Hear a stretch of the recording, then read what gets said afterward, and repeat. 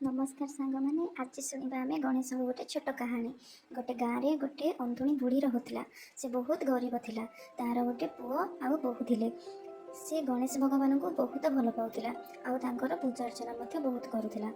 दिने प्रसन्न हुई गणेश भगवान कहले, बुढ़ी माँ तुम्हें जहाँ चाहूच मु तुमको से देवी, तुम मत जहाँ वर मागिपार।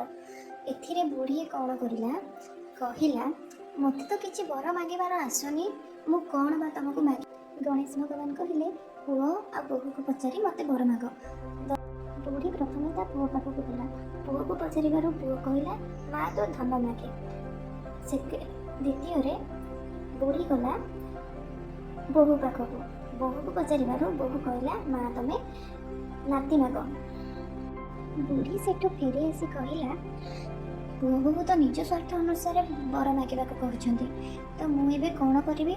सेते बेले गोटे पड़ोसी थिला, सी आसी कहला कि बुढ़ी तो पुओ बोहू मान कि न मागी तो तो कि मागे। तू तो केते दिन गले मरीजु। ये धन आ नाती को नहीं तू कौन करू।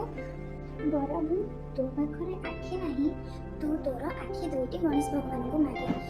तो सेते बेले बुढ़ी आसी गणेश भगवान को कहला, गणेश भगवान तुम्हें जदि सतरे मो ऊपर प्रसन्न अच्छ तो तबे मते निरोग रख और 9 कोटी मो गोटे घर कर दियो।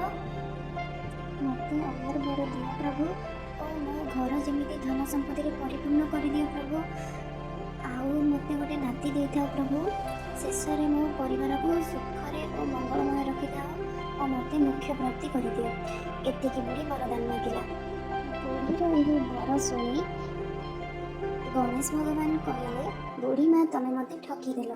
कहल मत किसी वर मागिबार आसुनी, एमती कही मत केते वर मागिल। तो यह गोटे छोट गल्प।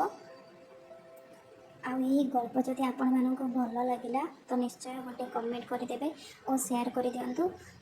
आ जदि वीडियोटी भल लगी तो लाइक और सब्सक्राइब निश्चय करदे। रहुची जय जय।